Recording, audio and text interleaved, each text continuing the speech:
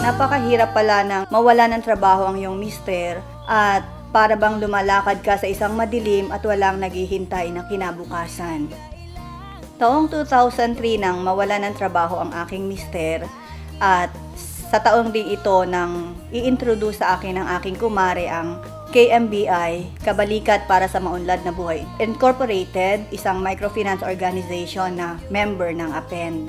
Dahil sa puhunang pinahiram ng KMBI, kami po ay nakapag-umpisa ng maliit na negosyo bilang isang taga-distribute ng mga soft drinks sa aming lugar, sa aming subdivision. At simula dito, kami po ay unti-unting nakapag-establish ng aming negosyo sa pamamagitan ng tulong ng KMBI.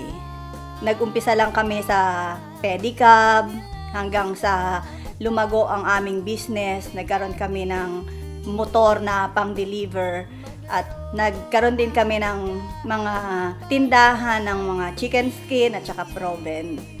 Ang KMBI ay hindi lang sa aming pinansyal na aspeto nakatulong, malaki rin ang naging impact sa aking social and spiritual life.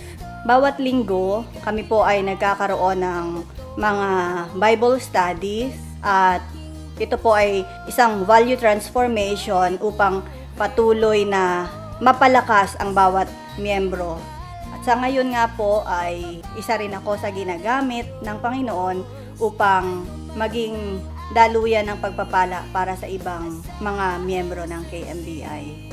Naniniwala ako na ang partnership ng microfinance organization at ng APEND ay malaki ang maitutulong sa mga pangkaraniwang Pilipino. Ako ay isang patunay na ang akin pong anak ay nabiyayaan ng isang scholarship at nagkaroon ng magandang kinabukasan. Kami po ay nagpapasalamat sapagkat napakalaking tulong po ito para sa aming buong pamilya.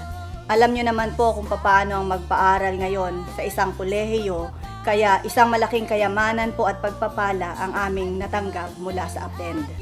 Lubos ang aking pagtitiwala na may magandang plano ang Diyos sa aming buong pamilya.